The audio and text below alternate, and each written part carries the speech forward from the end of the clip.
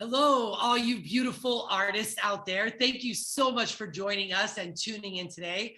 It is time for art. So get ready. Today is Wednesday Paint Day. So it's also the last painting day of the month. So we got your original artwork coming up today. So get excited about that. I hope you guys have some ideas. If not, you can join in what Allison's going to paint for us. She's going to demonstrate today, or you can do an original piece inspired by something you painted this month, or it's even a good time to revisit some old paintings that you might have done that maybe needs a little more finishing touches and whatnot. So anything you want to do today, it's fair game. So it's the last day of the month. That's why it's my favorite painting day personally. My name's Hershey Petty. I'm your host. So excited today. Before we get started, I just want to do the social media plug. I want you guys to please share, like, subscribe, tag, post, I don't know all the lingo there, but we want you guys to go to our Instagram, our Facebook, our YouTube, our TikTok. I think I'm forgetting one. I'm trying to think. Instagram, Facebook, YouTube. I'm sure I'm forgetting one. But so you can find us at Time for Subscriptions on YouTube and Time for Art on Facebook and Instagram and TikTok, right? I think that's correct. Time for Art Subscriptions, yes. Yeah, all right, perfect. Time for Art Subscriptions. Got you. Thank you so much. And of course, I will be putting all those links right there in the comment section. So, and speaking of that comment section, if you guys want to let's do a roll call. I love when you guys say, hey, to remind everybody, if maybe this is your first time tuning in, Allison and I don't really know who's on and who's watching and who's participating unless you guys say, hey. So say, hey. And don't forget to say hey to each other too, because you guys, I know there's a lot of you out there that have been coming to every single class and having, sharing works with each other and stuff. So say hey. A couple reminders I just want to harp on a few more times.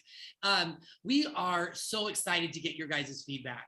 We're completing now our second full month, and Allison and I did it for, I think, a month and a half, maybe 2 months before this. So we've with some of you. So we've had a lot of growth ourselves, and we've changed things on the fly sometimes as it works, whatever. So we would love to hear from you guys, the people who are actually learning and taking time for art. And the two questions that we'd really love to hear from you are, what's your favorite part and so far? And if there's anything that you can think of that you wish we had that we could include, we'd love to hear those two things from you, and any other feedback. And the feedback you can send right to info@timeforsubscriptions.com, which I'll also put in the comments. And then don't forget the friends and family discount. So it's the friends and family discount is for anybody that you recommend to Time for Art.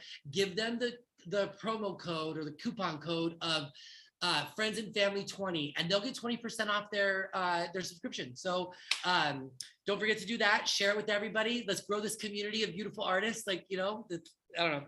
I think let's just do it. And the last thing I want to say before we let Allison take the floor is your boxes have shipped.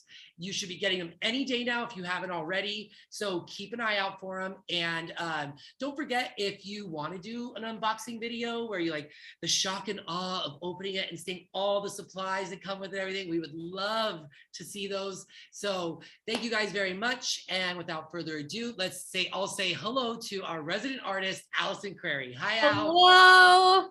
I am so excited about tonight. Hey. And I'm just kind of really proud of this month of work that we did. I think the group is so beautiful, and all of the work on there is so different and interesting, and the comments are really great. And I'm really excited. It's our second month, and I'm really proud of what we've done together. And I couldn't be more grateful. So we wanted to start there. And speaking of, I agree, Al. I agree. Yeah. And speaking of where we've been and what we're doing, so tonight is final painting of the month night. And so it can be, you work on some other things. It can be studio time. It can be, if you don't know what you want to do for your final painting, or you want to kind of follow along what I'm doing, you can do it in your sketchbooks maybe, or you can do it on a sheet of paper. We do some work on paper sometimes, just, to figure it out. Or get out your stuff and get working while I get working. And, but it's when we take something we've either done before, or last time we did kind of a free association, and I'm going to show everyone that painting. But yeah, this is when we get to do something kind of thematic that we've started that, on point with what we've been doing, and it's all yours, and always share it to the group. And, I'm excited that we're here. So without further ado, I started this painting last month, and here it is. And it was, if you remember, we did a whole sort of, it was almost an improvised session of what brought winged creatures together, and what did it mean for an idea to have wings, and what did it mean to sort of feed good ideas and bring people together, and what's a place to share that with. And so we have a stream of consciousness on our pancakes. And I chose a diner because I liked the idea of breakfast served all day. And so I was going to have the flag say consciousness streaming served all day, but scale was a lot of words. I went just with consciousness. So I've named sort of the stream consciousness, that we have what we think is an antelope, the dragonfly, and this bird drinking from. And I've named the painting streaming served all day. So this is what I have. And it was really fun that we kind of all came up with it sort of together. And then I did something with it. And then I kind of showed everyone how to do it. And it's a monochromatic composition. So we did some of that. And actually, if you remember, some of the shadows, we actually put a little blue in. So it's not quite a monochromatic composition, but overall definitely has some of those tones. And so I'm going to do the same thing where I start a painting tonight, and I'll share it with everybody on Final Paint Day next month. So if you keep working on them, or you want to set it, you want to play with it for a while, and maybe work on your sketchbook, that's a really good way to work too. So I'm going to move this out of the way. Allison, I think even when you are as fast as you are, because you are very fast, it's difficult, sometimes downright impossible, to finish your painting in just one setting. So, to remind everybody, you don't ever have to finish your painting. You can always come back to it, because these videos are available on our Facebook and our YouTube. You just, have fun while you're watching us, and enjoy us, interact with us, and ask any questions you may want to have, or you may have, and then do the painting. Like, I think, was it Kevin Crary on Monday, he was talking about how he likes to take some time on a Saturday or a Sunday and revisit the videos. So, that's how he does it. And I do it well into the night. So you don't have to, don't stress to keep up with us. No. And so, yeah, it's just, it's good to kind of get started, and then maybe watch it again.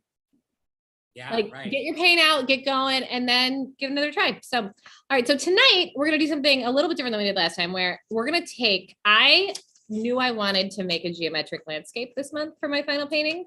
So I did 4 of them, and this was my favorite of the 4. And what I liked about it was I liked this kind of horizontal landscape. I liked the big sun. I really like these colors and how they work together. And I liked the idea that you were to sort of catch a potential customer. You had to put the sign here, but the hotel was way over there, and you had to sort of cross a river to get to it. I liked those, or stream, or puddle, whatever this is, to get there. So that was kind of the juxtaposition of it. So I'm going to do this again, but I'm not going to use this sign. I'm going to use, because I haven't used it yet, and it's my favorite one that I made, the Gas Haven sign. Yeah. And I painted my canvas panel orange, like I painted the paper orange the first time. So I'm going to kind of draw this composition over here. I'm going to use the Gas Haven sign, and I'm going to put a gas station in the distance that you'd have to cross, still substantial real estate or territory to get to. And in this case, you better do it, because it's all you've got for the next 200 miles is this gas haven. It's a haven of sorts. So that's how we're going to start it. So, and then I'm going to show you, I found kind of an abandoned rusty gas station. And I have kind of a passion for side of the road iconography. Yeah. And so this is the gas station I'm eventually going to draw on there. And I might just do this. I might just do this part of it. But What is that there in the foreground? What is that underneath the sign? so there's the sign.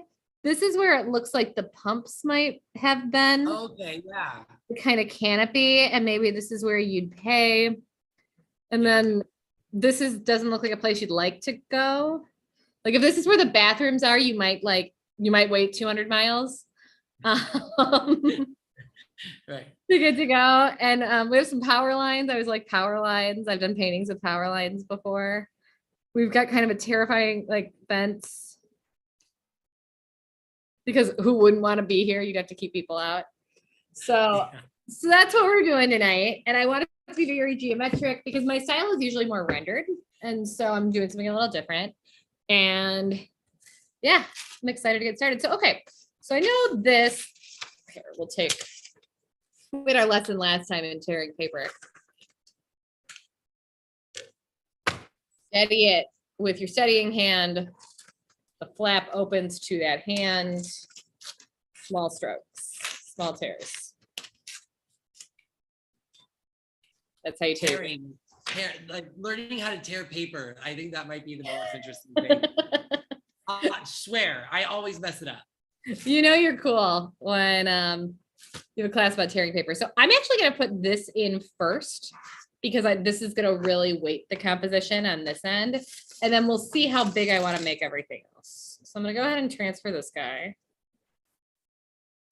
That is a really cool sign. And I'm laughing now in my head about the idea that there's no other gas for 200 miles and they need this sign to like attract customers. It's like you have a captive audience here. Yeah. That's the thing.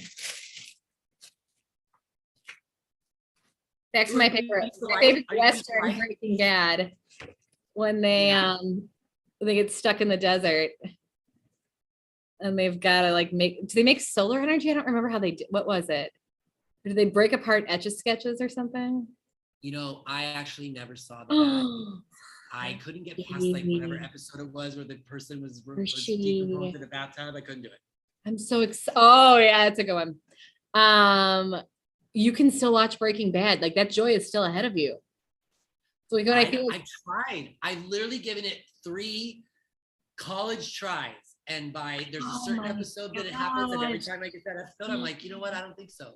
Oh, I would. So I think the first season, I think they were going for like an audience of like dudes and they like blew a lot of stuff up and there wasn't a lot of subtlety. It was funny. It was good, and then it gets more sophisticated and it's really good, but it's my favorite Western. That's hilarious. That's your Western. It cracks me up every time I hear you say that.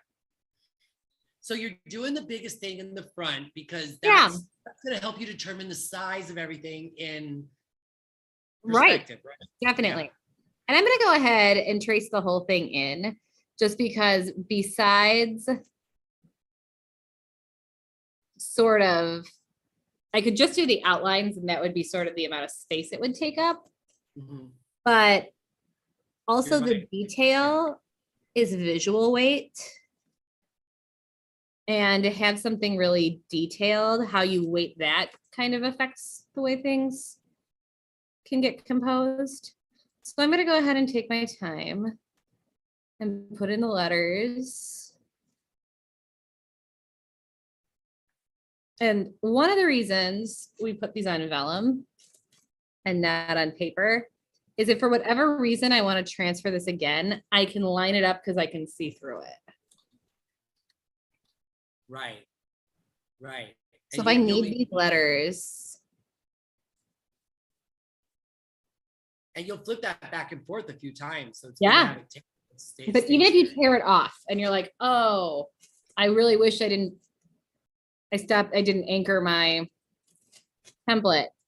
You can line it back up again because you can see through it. So I've done something. I know where I want this.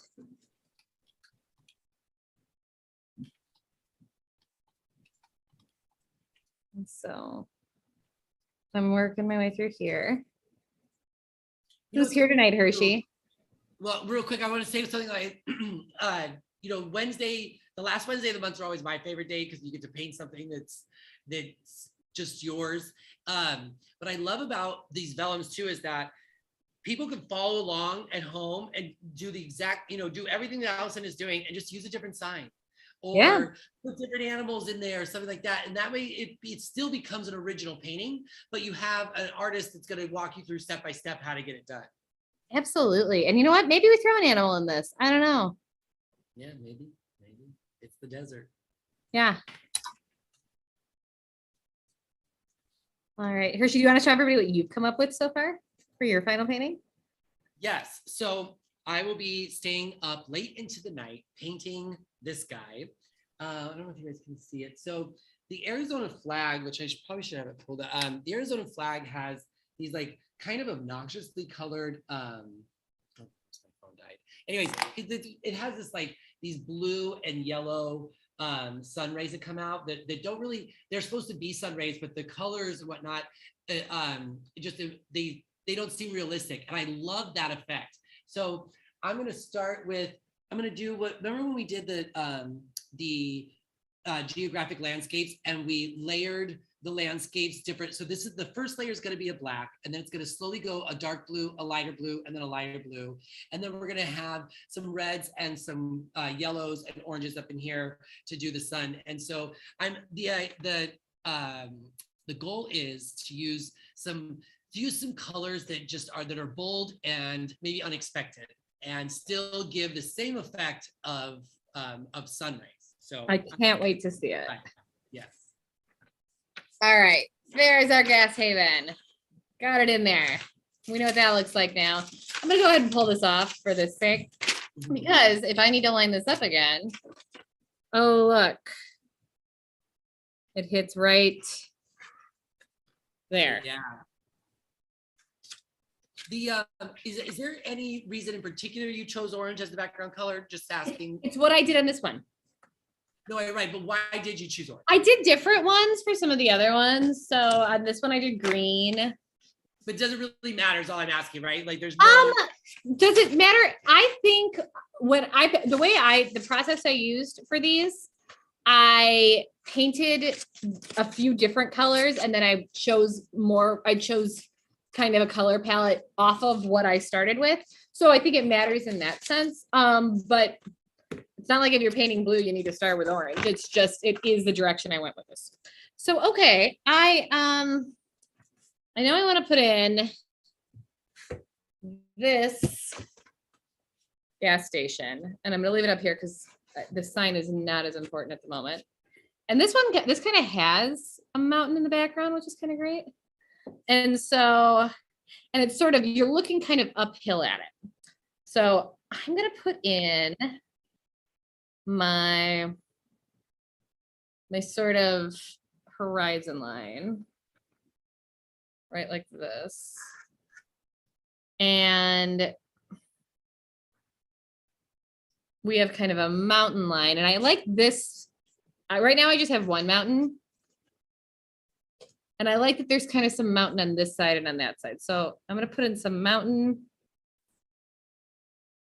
over here and some mountain over there. So we're working, that's the horizon. This is we're saying the gas station's over here. And an important detail in this painting is that there's water that you need to cross in between gas station and where you are right now.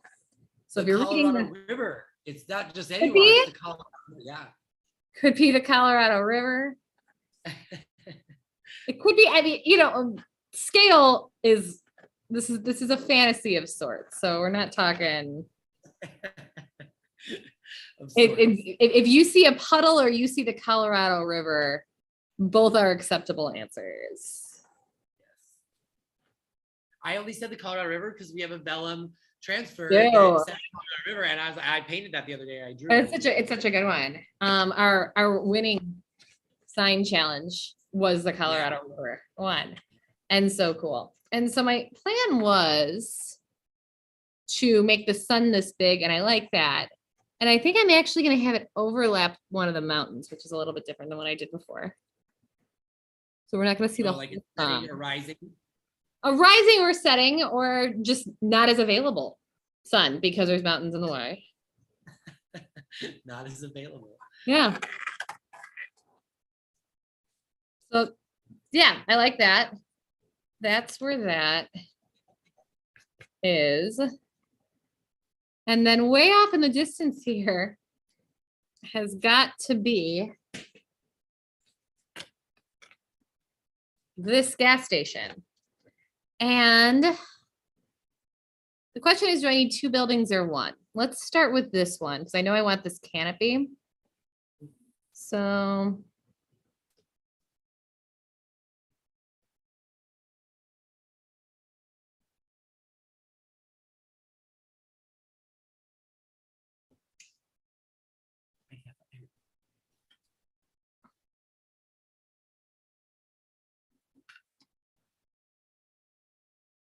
putting this in like this. The whole gas station feel looks retro too, which matches the sign.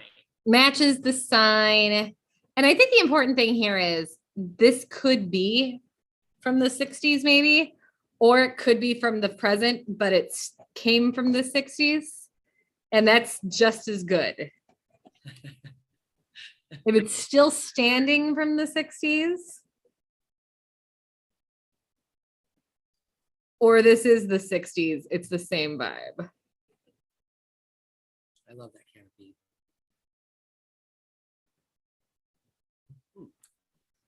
All right, so there's my gas station. Does it get another? Yeah, let's go ahead. I don't know yet. I think maybe it gets a sign. It can be sort of the same shape as the Gas Haven sign.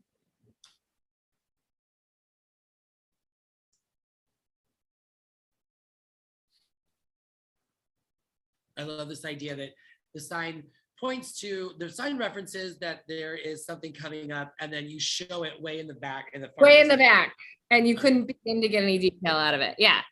So, okay, so that is our gas station. Now, I don't think the pumps are still here, so maybe I'll put in kind of where pumps would have been.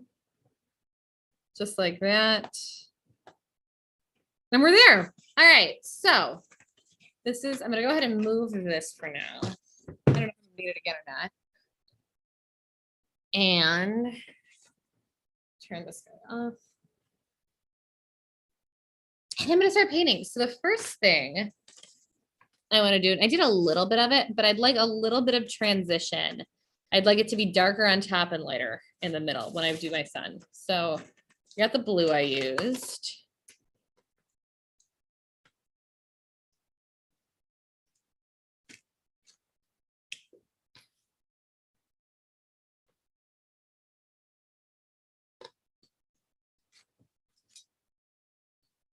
And this will be kind of the main event.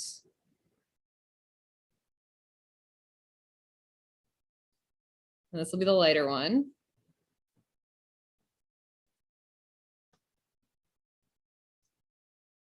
I think I'm actually going to start with the lighter one. What are you painting now? I'm painting the sky. Okay. And so I'm going in with the lighter one first, and that really is just kind of dealer's choice. Dealer's choice. Yeah. A Vegas reference in the desert. A Vegas reference, and obviously I intended that. Yeah. And I painted an orange first just so that when some of it catches, you leave it. But I'm not like trying to leave a border or a margin around it. It's just as this dries and kind of shrinks up.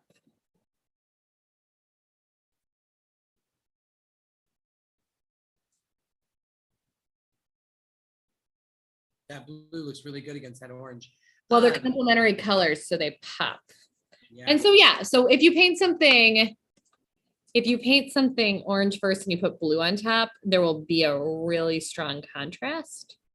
And so when you were asking before, how much does it matter what you started with and what you put on top? It doesn't mean you have to paint orange to make the blue pop, but that is one of the cool things that happens when you put a complementary color underneath Yep. an opposite color, which is what we're doing. All right.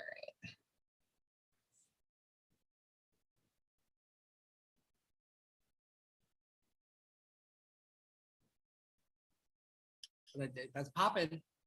And it's popping. It's working. All right. So I've kind of got the base blue. And I'm going to take it up and all to about the same level. And then I'm going to reach for my darker blue that I've got mixed up. The question here is this enough of a contrast? And I'm going to go with no.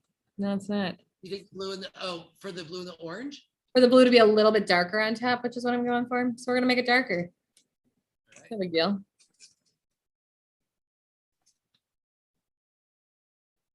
This is the beauty of art. Yeah. You like Change it.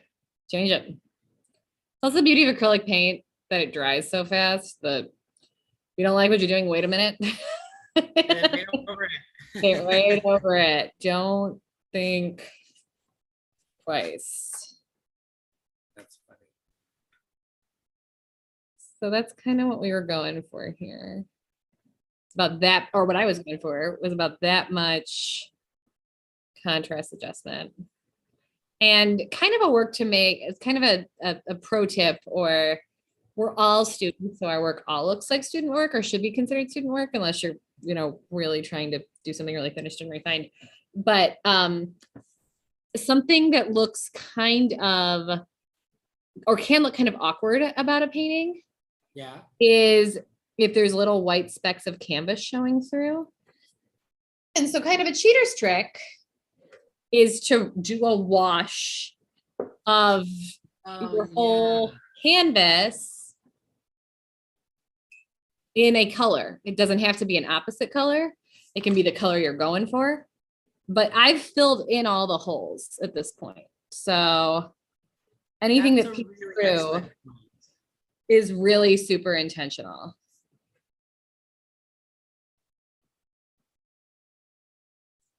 And I'm going to go ahead and wash my brush.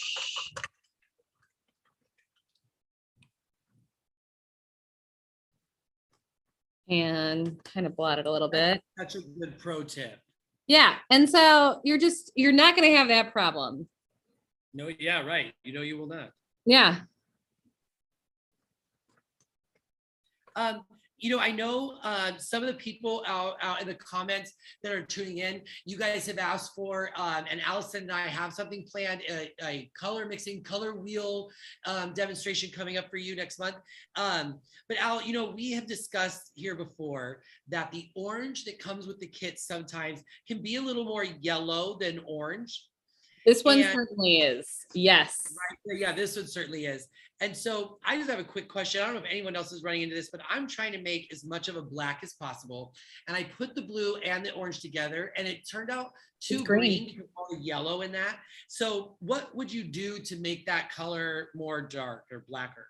So I would not use, because that's not a good orange to use for a complement. I would either kind of reach for your vermilion and make a much redder orange to mix with blue, or I'd do the green with any of the reds, which are complementary colors, and that'll get you really close to black too. Thank you very much. And so, okay, well, I got the blues out. I'm gonna do some of the blues in my stream. And I think when I did this, I made the sky a touch greener. And I did that by adding our very yellow orange. Let's see how that looks. In this case, I'll make the water. Oh yeah, that makes green all right. Doesn't it? Yeah. Yeah. Make our water a little bit greener.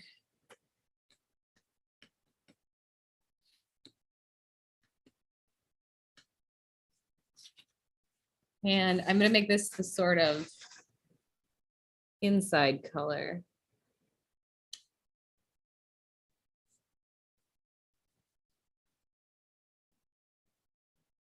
Looking good, Al. Thank you. So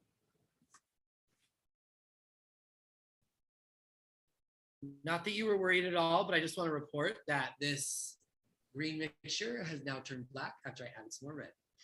yeah. And we did it this time, but because black is really the absence of color. And so to make that is kind of a little bit tough with color. You can do it with color theory, but you're not going to get maybe the blackest black you're used to from the tube of paint. But when we do our color mixing, we'll be able to try kind of a lot of different ways. We might get something really kind of close to black that with a few combinations. And we'll take some good notes on that. Yes. Because we're really giving you next month primary colors.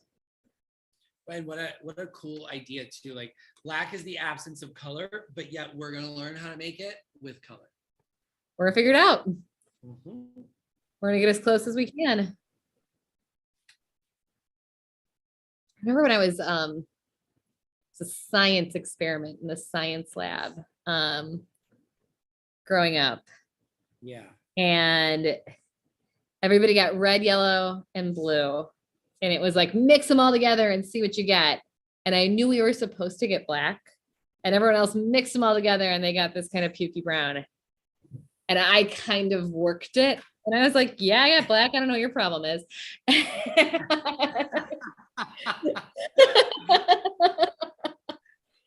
And then because it's kids, it's like, well, you cheated. And it's like, no.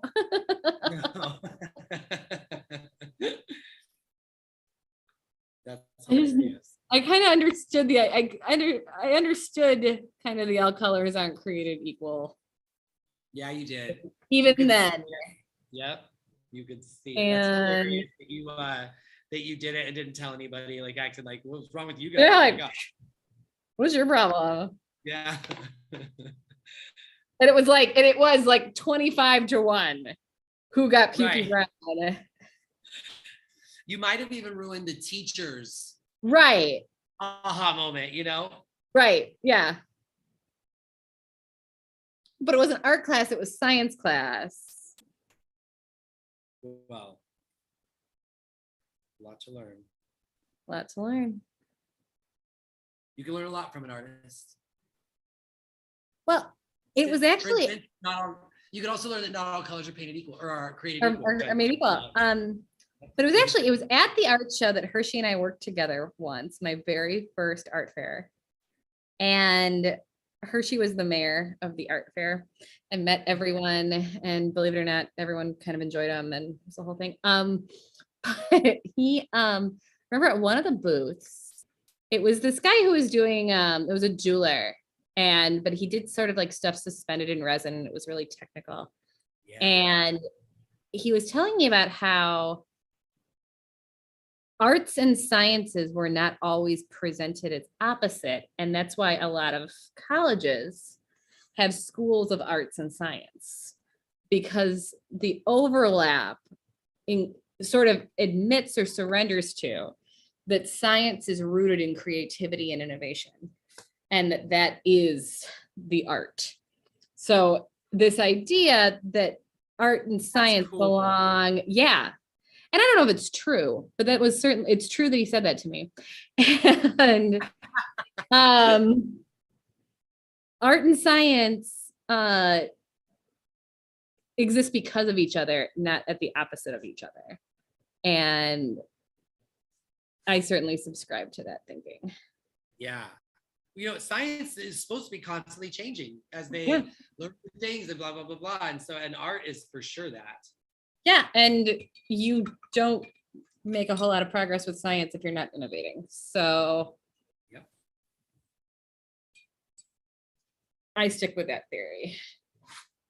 All right. So I'm just going to even out some of these lines with a little bit of water.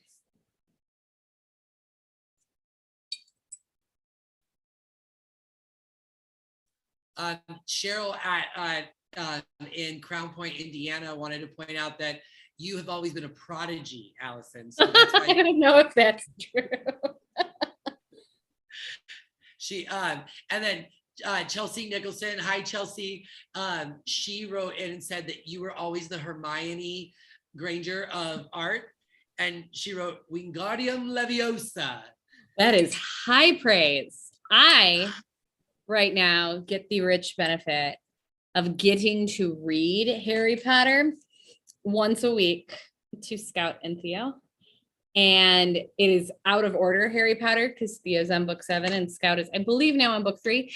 And so it is whatever chapter I happen to catch when I am there. And I read it for about 90 minutes because I don't know if you know this, but the Harry Potter chapters are really long. And I'm really cool. And I at least attempt the whole thing.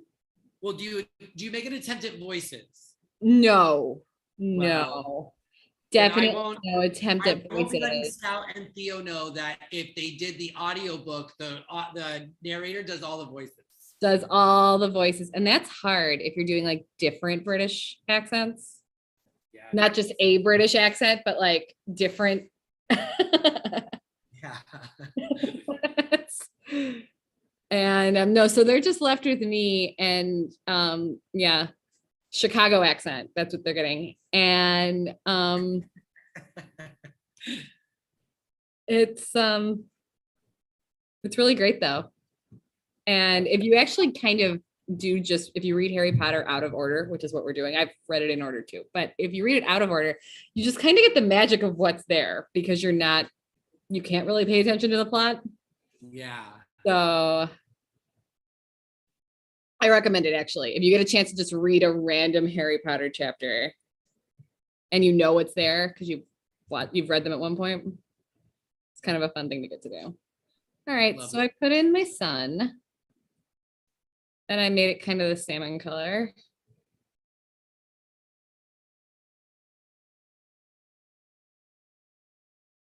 So that's in there. The next thing I'm going to do is this kind of peachy tan. And I think that's just orange and white. I think maybe a touch of the salmon tone. And what are you making now? What I'm gonna paint the sand. Oh, okay. Yeah. Now since you brought up Potter, and now we've got some Potterheads in the audience. There's Chelsea. She's a total Potterhead. If anybody at home, if you guys know from your Pottermore days, if you know what house you are, please let me know in the comments because, and then everybody except for Melissa or anybody who knows, if you guys are out there, I want you guys to guess what house you think Allison and I are in. I know. So do I.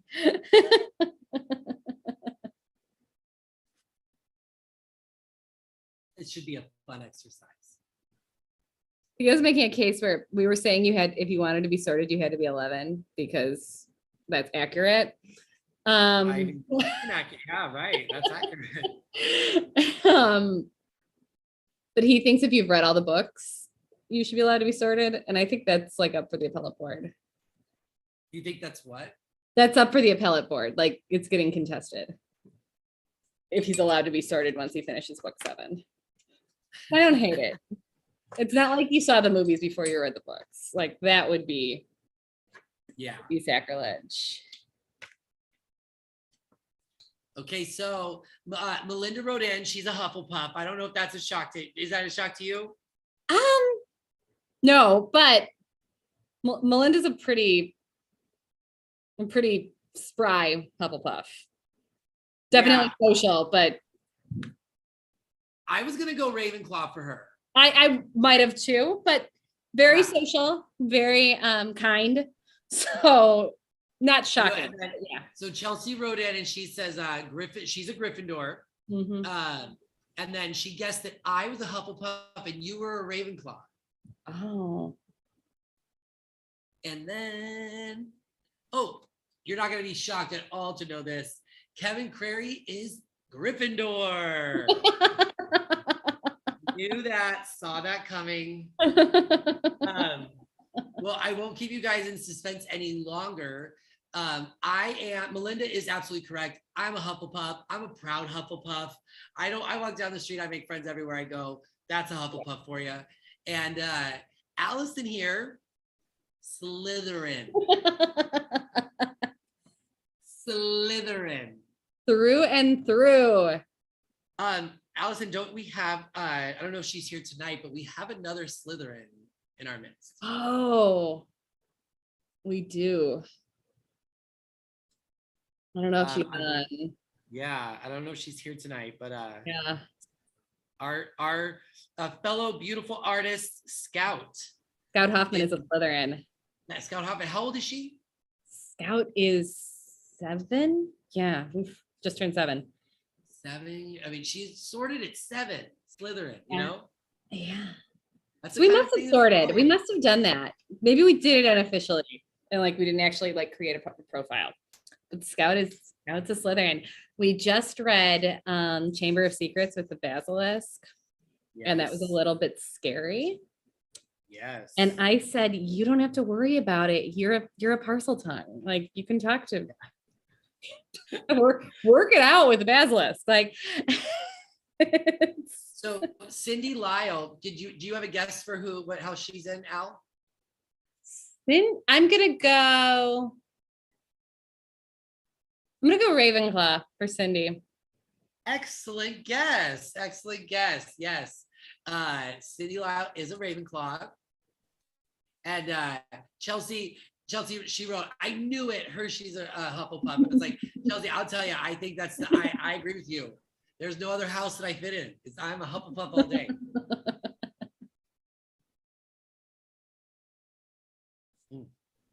Oh, those are fun. That was a fun exercise. I'm glad. It was a really fun exercise.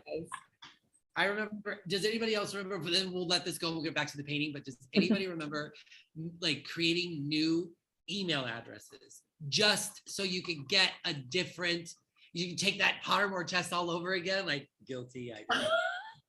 See, I didn't do that. I stuck with Slytherin. Like, yeah. I don't know. I think I thought like I wanted to be Gryffindor, and then I was like, wait a minute. I don't think I knew what Hufflepuff was when I got it. Like, I gotta study up on that. And then I read it, and I was like, oh, there's no going back.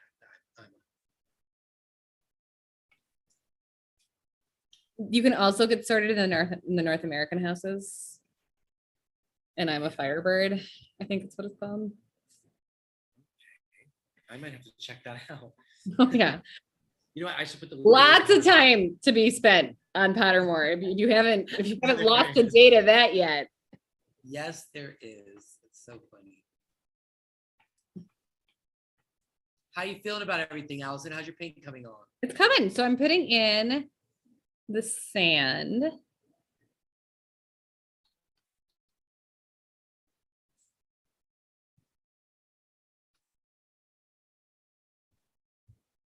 You are so fast, man. Like going in between all those little details with the sand thing, that's gonna take a while. Well, I'm not too worried about it, right? Because I can always get these back. Okay. And so definitely putting the website. But I still know kind of how everything's shaking out.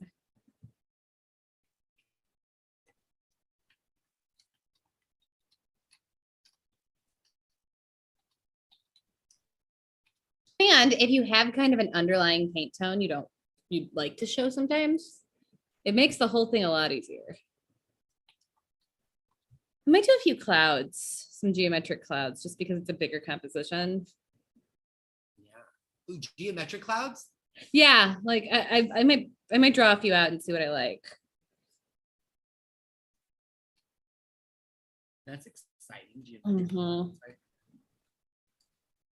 I'm just looking. Yeah, little more sky detail might be something I enjoy. All right, so I'm just kind of putting in sort of a consistency layer where I'm kind of flattening Yeah. some of the is that, ridges of by paint. flattening, do you mean like getting out some of the excess paint that's in Exactly. Yeah. All right. And then, and we talked before about what you decide to paint first, and there's rules, except for when there aren't. And in this case, I didn't want to go up against this edge wet. So do I want to make? You start from the middle, huh?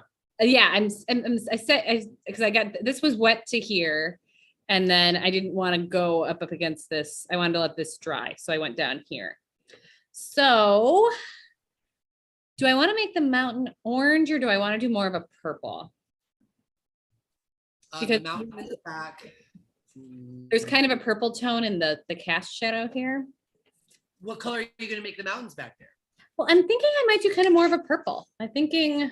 Is that, oh, are you doing the same type of mountain that you did in the first one, or are you doing a different mountain, right? I drew on a different mountain. Yeah. And so, because the template was this kind of lone mountain on the sky. And so I think I'm gonna do it. I think because I know I'm gonna have some purple tones in this sign.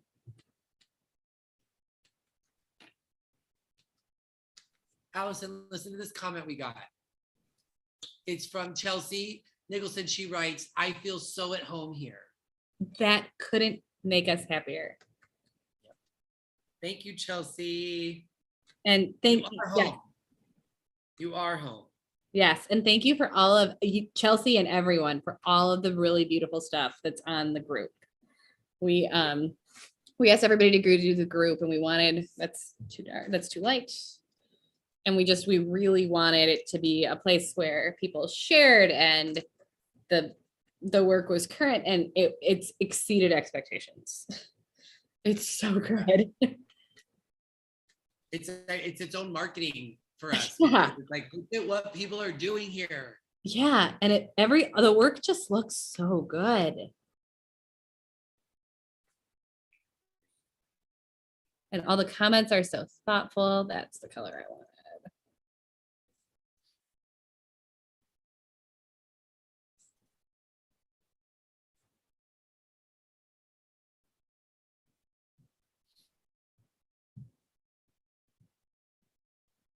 So this one, because I mean, it's not, we didn't really talk a lot about the California desert. Talked more about Arizona and Colorado and sure Utah. You're right. But I think these colors especially would go in our vacation rental home in California and Long Beach. And Long Beach isn't the desert, it's the beach, but certainly not far. Right. I mean, I think Anaheim's desert. Yeah. Yeah. You can see the desert from there if you know which direction to look in. Yeah.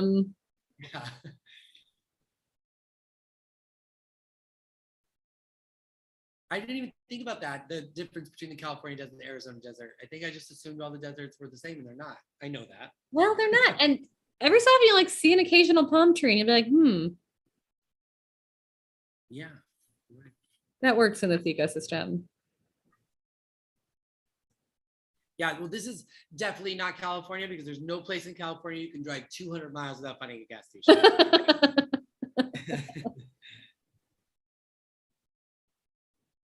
Maybe an electric car. Yeah, maybe right. 200 miles before you can charge again. Even though California is doing their best, it's not quite where it needs to be.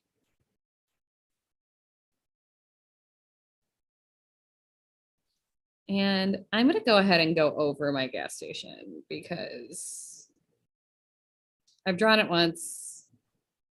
I'll leave my sign. I'm looking at your purple mountains, and I think you made a wise choice. Doesn't it kind of, they recess nicely? Yeah, we have a comment. Someone's wondering that purple that you used, was that vermilion and blue that you put together? It was actually the crimson and blue. So in Hershey, Crimson we're and- talking about how he's doing this whole thing with cascading reds, and he wants things to get warmer and cooler. And so crimson is going in this sequence is going to be your bluest red. Your vermilion in this sequence is going to be sort of your warmer red. And because we're working our way to yellow in this instance, kind of being the warmest color, with the your orange is going to be even warmer than that. Now you can kind of go the other way with it too if you wanted to, but since we're starting with this being like if we started with green, it'd be the kind of other way around, because green would root our cool colors, and then we'd work our way to yellow, and then we'd work our way to red. But that's, color is relative, and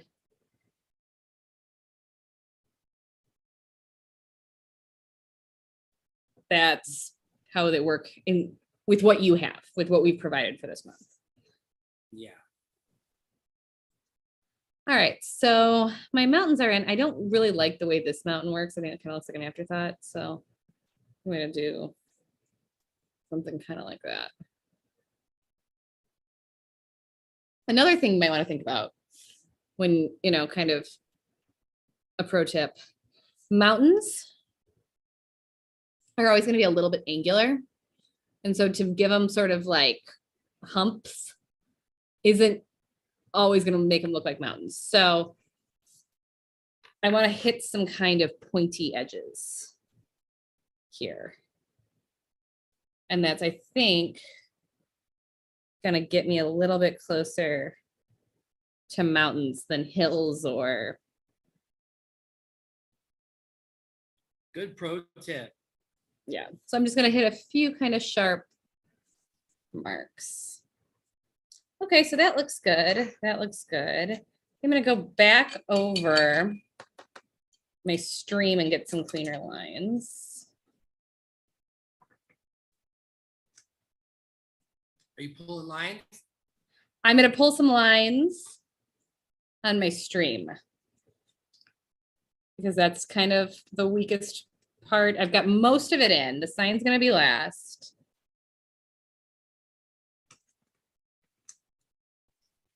Let's show this.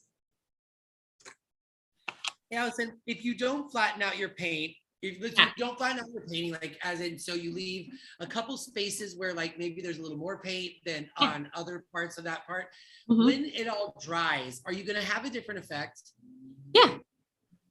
What, like, so it'll look what, thicker or darker or what, like? So there's some of that going on in here.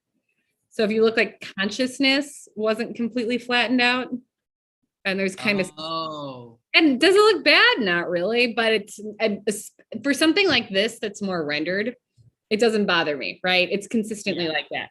For something like this where I'm working with kind of flatter tones, I want even my strokes to look a little bit flatter. Yeah, it adds texture in places you might not intend. Right. And so that's kind of the juggle, right? Am I going to let the paint sort of be consistently inconsistent, which can look great? Or am I going for something a little bit more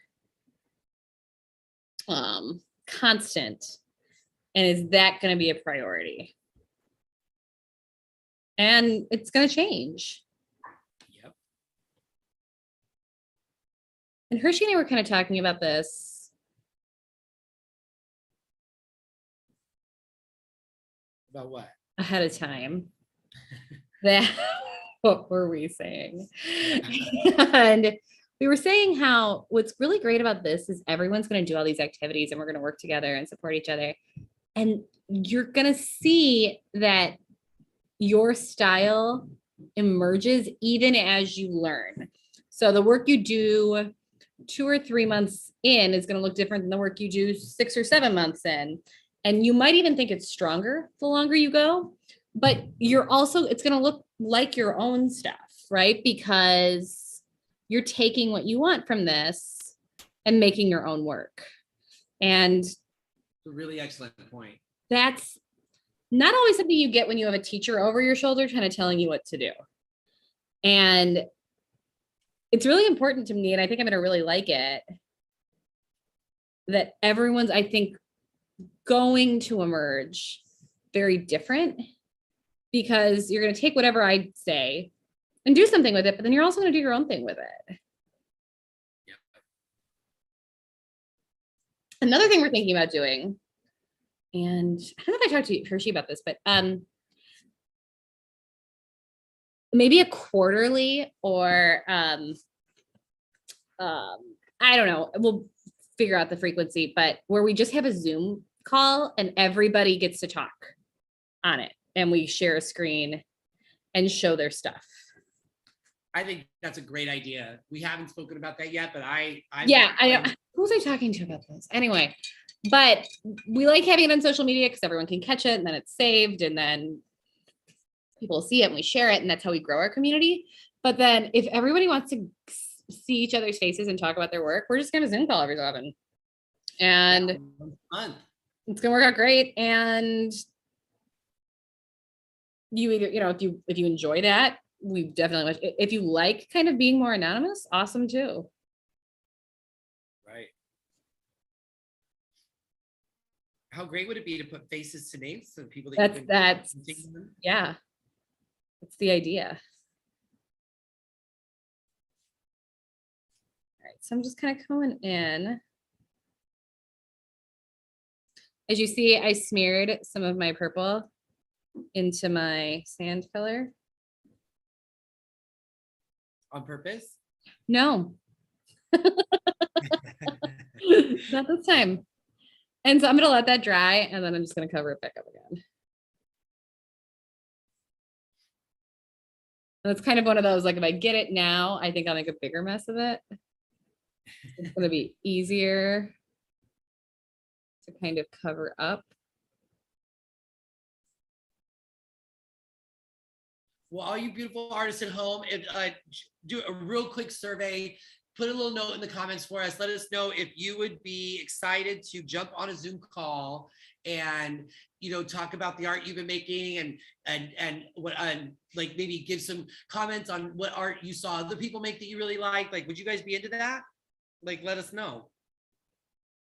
Yeah, and we'll pick another night of the week. So yeah. And yeah. I think that's so cool, Allison. I would love that.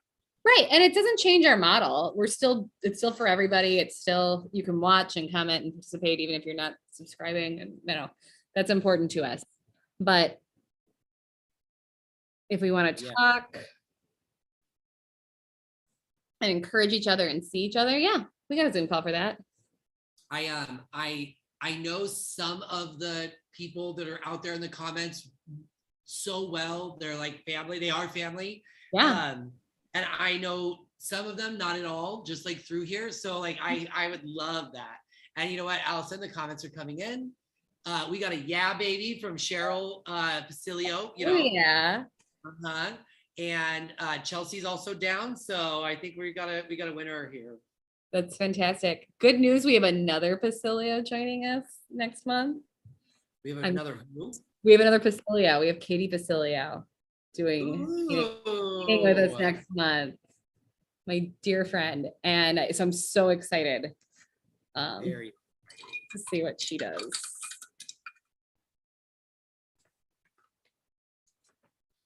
All right, so let's see. Is this dry enough to paint over? I think it is.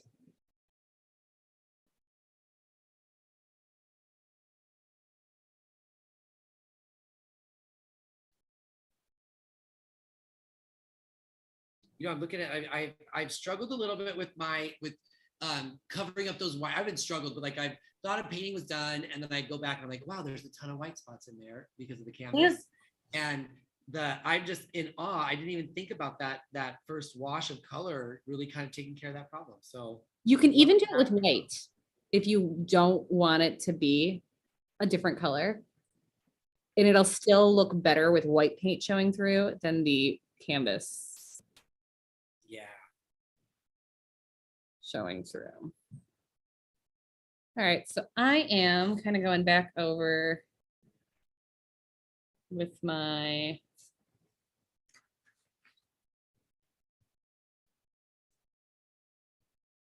I've got this mixed, so I'm covering my You got what mix? What do you? I've got the sand tone. I still have some, so while I have it, I'm using it. Almost like an eraser. Yeah. Oh yeah. You get to cover your mistakes. I'd like to think an artist came out with whiteout. Like, I don't think it was. I think it was. I think it was a very conscientious clerical worker that was really like, you know what, get a whole lot easier.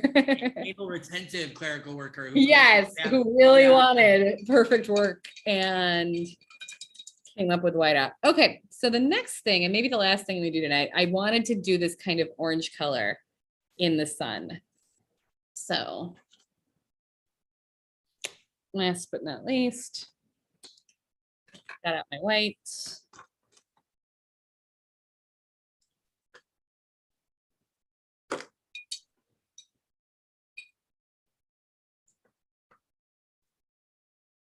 You get a new white every month because we never, ever, ever want you to have to ration white. We use so much of it. These paint kits that come out with like white the same size as everything else, obviously they've never painted. White goes in everything. Yeah, and you're gonna run out of that white before you run out of anything else too. Yeah, yeah. And that's and when I talk to other artists, or like especially starting artists, like, yeah, I love to paint. I'm always out of white. I'm like, yeah, because you need a big one. And you need a covering white. And you need, yeah, you need a good one. You need a big one and a good one. And I want some of my red to show. Oh, that looks great. And so I'm just going to kind of get right up to the edge.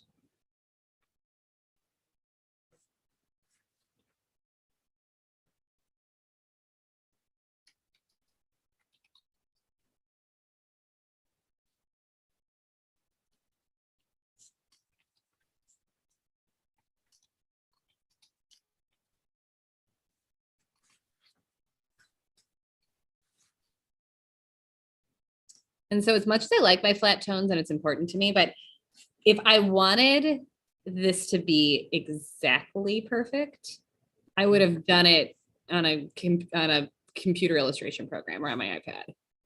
This is still a painting. So brush strokes are important to me. I just like them to be kind of consistent. And so you're flattening it out like I am flattening it out. Yeah, but there's still brush strokes here. And that's good. Yeah. Because it's a painting. I dabbled on a business trip recently. I dabbled a little bit in some of that iPad creating that you do. Mm-hmm. And you know, it's a completely different. Oh yeah. Well, I mean, like it's nothing like drawing. It's nothing like painting. It's totally different. It's totally different, but it's super great and it's there for you. Yeah. You never have to choose a lane with art. Yeah, it's true. All right, so that's how my sun looks. And I'm glad I did that because that's going to weight the painting a little differently now that it's that tone and there's so much of it right there. And I'm going to keep working, but this was my original inspiration. This is what I've sort of done. And I sort of changed. I had the greener tone in the sky. I moved the greener tone to the stream. I have the sun kind of tucked behind the mountains Here I didn't do that. I made the mountains kind of more of a purple, and sand's a little pinker, which I like. And I think I'm gonna do some clouds. I think I want some clouds to kind of move it. Sorry, go No, ahead. no, I think it's kind of here, and I want the clouds to kind of sort of lift it up. Okay. I want some energy that moves me in this direction. So I've got this that takes you here. I've got this that takes you here. I want something to kind of take you off the page. Okay. I know we've done together like the floofy fluffy clouds. I'm very excited to see what you come up with for the geometric clouds. So yeah, as soon as Allison is done with her painting, guys, we'll be uploading it to the subscriber group and to our Time for Art subscription page. We please, we encourage you guys to do the same. And like right now, take a little snapshot of your painting, not quite done, and just, you know, and that way you can see like your progress, and we can see like the, you know, how you guys, the steps that you took to get to your masterpieces. And Allison, correct me if I'm wrong, but this is the last day of our second month, right? This is it for last day of our second month. Thank you for painting with us. We're having a great time. So hopefully you've had as much fun as we have.